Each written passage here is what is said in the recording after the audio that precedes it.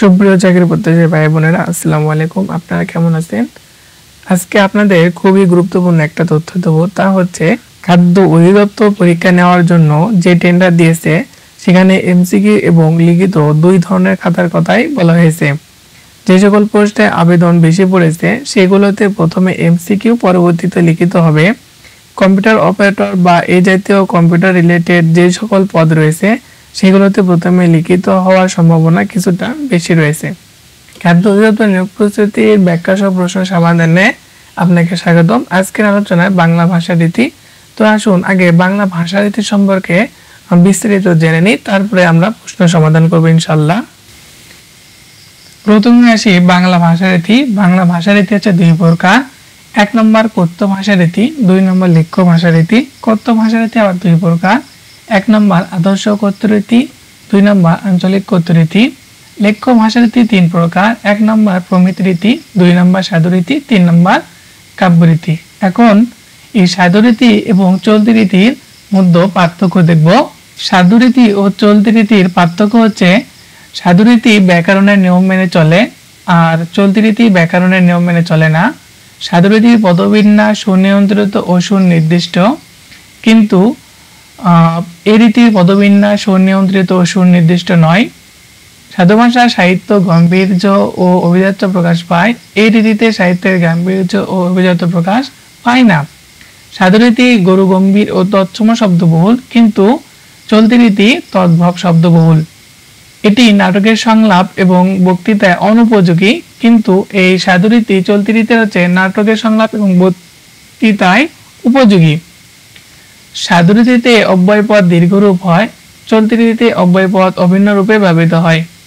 এই রীতিতে সর্বনাম ও ক্রিয়াপদ দীর্ঘ হয়, কিন্তু চলতি রীতিতে সর্বনাম ও ক্রিয়াপদ সংক্ষিপ্ত রূপে ব্যবহৃত হয়। সাধু রীতিতে অনুসর্গ পূর্ণ রূপে ব্যবহৃত হয় আর চলতি রীতিতে অনুসর্গ সংক্ষিপ্ত রূপে ব্যবহৃত হয়।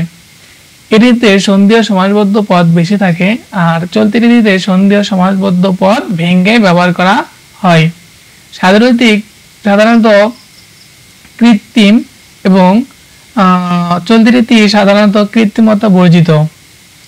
সাধু রীতি অপরিবর্তনীয় আর চলতি রীতি সর্বদা পরিবর্তনশীল। সাধু ভাষা শিষ্ট ও ভদ্রজনেরা কম ব্যবহার করেন আর চলতি ভাষা শিষ্ট ভদ্রজনেরা কথিত ভাষা। সাধু ভাষা হলো দুর্বোধ্য আর চলতি রীতি হলো সহজবোধ্য।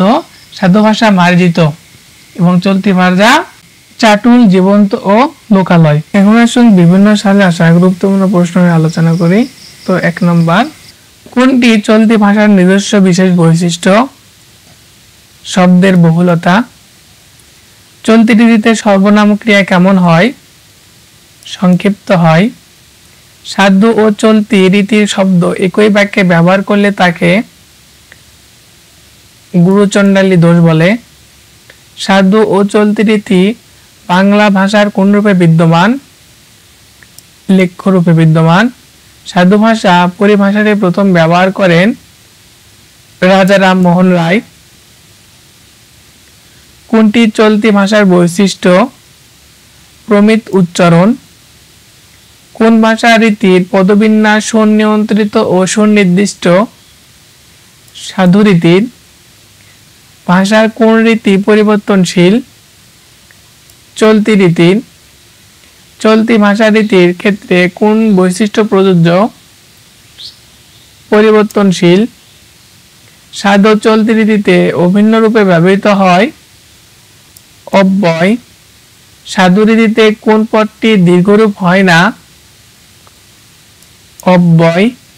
চলতি ভাষার নিম্নে কোনটি রূপ সংক্ষিপ্ত হয়? অনুসর্গ। কোনটি সাধু রীতির শব্দ?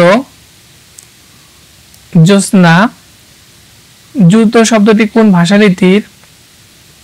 চলতি। চলতি রীতির শব্দ কোনটি? তুলো। নিচের কোন শব্দটি সাধু ভাষার ব্যবহারের উপযোগী? জুতা। কিয়ৎক্ষণ শব্দের চলতি রূপ কোনটি? কিছুক্ষণ। নিচের কোনটি সাধু রীতির উদাহরণ? তখন গভীর ছায়া নামিয়ে আসিল সবখানে। সাধু ভাষা সাধারণত কোথায় অনুপযোগী? নাটকের সংলাপে। নাটকের সংলাপে উপযোগী ভাষা কোন রীতি? চলতি রীতি। ক্রিয়ার সর্বনাম ও অনুসর্গের পূর্ণরূপ ব্যবহৃত হয় সাধু রীতিতে। বাংলা ভাষার মূল উৎস কি?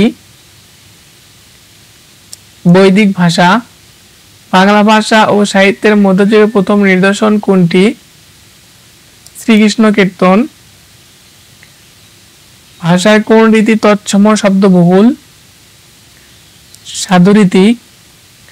তোমাকে দেখে খুবই খুশি হলাম এই বাক্যে কোন ভাষা রীতি লেখা? চলতি রীতি। ভাষার কোন রীতি কেবলমাত্র লেখ্যরূপে ব্যবহৃত হয়? সাধু রীতি। ভাষার মৌলিক রীতি কোনটি? লেখার ও বলার রীতি। বিভিন্ন অঞ্চলের মুখের ভাষাকে কি বলে? উপভাষা। নিচের কোনটি চলতি রীতির শব্দ? শুকনো। বন্য শব্দটি চলতি রূপ কোনটি? পুনঃ। চকিত হইয়া শব্দটি চলিত রূপ? চমকে। পার হইয়া এই ক্রিয়ার পদে সাধুরূপটি চলতি রূপে রূপান্তর করলে হবে পেরিয়ে। ছড়ালে এর সাধুরূপ ছড়াইলে। চলতি রীতির শব্দ কোনটি? করে। সাধু ভাষায় কোন শব্দের প্রাধান্য বেশি? তৎসম শব্দের। পূর্বে এই শব্দটি চলতি রূপ কোনটি? আগেই। বক্তৃতা ও সংলাপের জন্য কোন ভাষা বেশি ব্যবহার করা হয়? চলতি ভাষা। মানুষের ভাষাকে সাধু ভাষা হিসেবে প্রথম অভিহিত করেন রাজা রামমোহন রায়। বাংলাদেশের উত্তর পশ্চিমাঞ্চলে প্রচলিত উপভাষার নাম কি? বরেন্দ্রী। আপনারা জানেন খাদ্য অধিদপ্তরে প্রায় 20 লক্ষের অধিক পরীক্ষার্থী আবেদন করেছে। যেহেতু পরীক্ষার্থীর পরিমাণ অনেক বেশি, পদের পরিমাণ মাত্র 1691টি। তো আপনাদের অনেক পড়াশোনা করতে হবে, কারণ এখানে প্রতিযোগিতার পরিমাণ অনেক বেশি। তো বেশি বেশি পড়াশোনা করতে আমাদের ভিডিও দেখতে থাকুন। ভিডিওটি ভালো লাগলে অবশ্যই লাইক, কমেন্ট এবং সাবস্ক্রাইব করবেন। ধন্যবাদ।